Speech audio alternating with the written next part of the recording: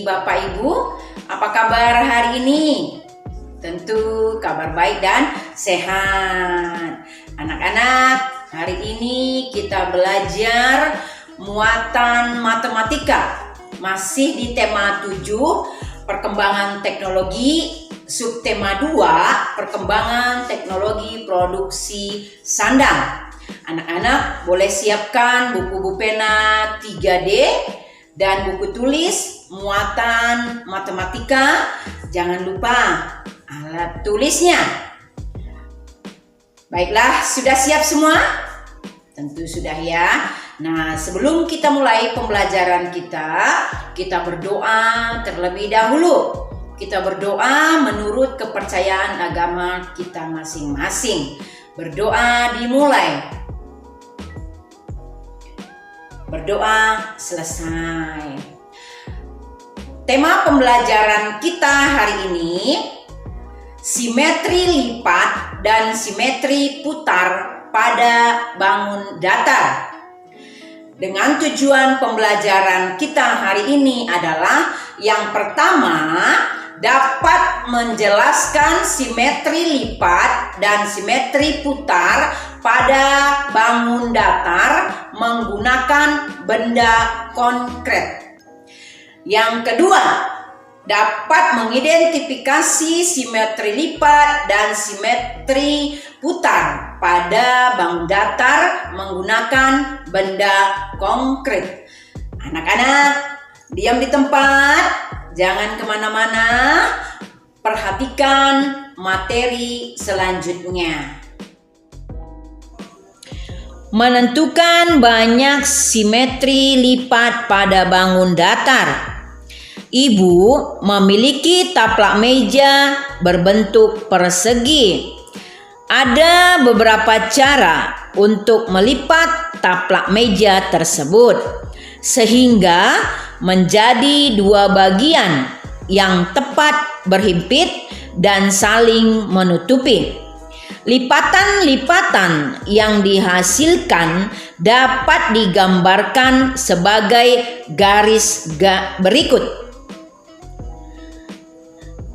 Dari gambar di atas terdapat garis-garis hasil lipatan yang dinamakan garis simetri atau sumbu simetri. Gambar tersebut menunjukkan bentuk bangun persegi yang memiliki 4 sumbu simetri. Jadi, simetri lipat adalah lipatan yang dapat membagi sebuah bangun atau benda menjadi dua bagian sama besar. Ayo perhatikan contoh sumbu simetri pada bangun datar berikut. Contoh yang pertama, segitiga sama kaki memiliki satu sumbu simetri. Contoh yang kedua, persegi panjang memiliki 2 sumbu simetri. Mengidentifikasi bangun datar yang simetris dan tidak simetris. Perhatikan gambar berikut. Persegi panjang memiliki 2 sumbu simetri, sedangkan segitiga sembarang tidak memiliki sumbu simetri. Jika sebuah bangun datar memiliki sumbu simetri, maka bangun datar tersebut dikatakan bangun yang simetris. Persegi panjang merupakan bangun simetris, sedangkan segitiga sembarang merupakan bangun yang tidak simetris. Ayo perhatikan contoh berikut. Berikut adalah contoh bangun datar simetris dan bangun datar tidak simetris. Menentukan simetris putar pada bangun datar. Sebuah bangun datar dikatakan memiliki simetris putar jika saat diputar akan membentuk pola yang sama minimal 2 kali. Perhatikan contoh berikut. Sebuah persegi panjang dapat membentuk pola yang sama jika diputar setengah putaran dan 1 putaran penuh. Ini berarti persegi panjang merupakan bangun datar yang memiliki simetri putar. Contoh yang kedua, bangun segitiga sama kaki hanya dapat membentuk pola yang sama jika diputar 1 putaran penuh. Ini artinya segitiga sama kaki merupakan bangun datar yang tidak memiliki simetri putar. Menentukan tingkat simetri putar pada bangun datar. Ayo perhatikan contoh berikut. Pada gambar terdapat bangun persegi yang diputar 1/4 putaran, 2/4 putaran, 3/4 putaran, dan diputar 1 putaran penuh. Dari gambar tersebut dapat dilihat bahwa persegi dapat membentuk pola yang sama seperti sebelum diputar dan setelah diputar 4 kali. Jadi persegi dikatakan memiliki simetri putar tingkat 4.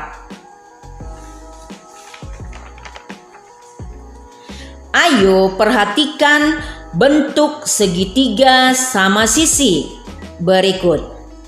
Segitiga sama sisi dikatakan memiliki simetri putar tingkat 3 karena dapat membentuk pola yang sama setelah diputar 1/3 putaran, 2/3 putaran, dan 1 putaran penuh. Hari ini pembelajaran kita cukup sekian. Tugas anak-anak membaca dan mengerjakan soal yang ada di buku Bu Pena 3D halaman 30 sampai 31, halaman 38 sampai 39, dan halaman 45 sampai 46 muatan matematika. Baca dengan cermat, kerjakan soalnya di buku Bu Pena, tidak usah dikirim. Nah, baiklah anak-anak, tugas yang dikirim, dengarkan baik-baik.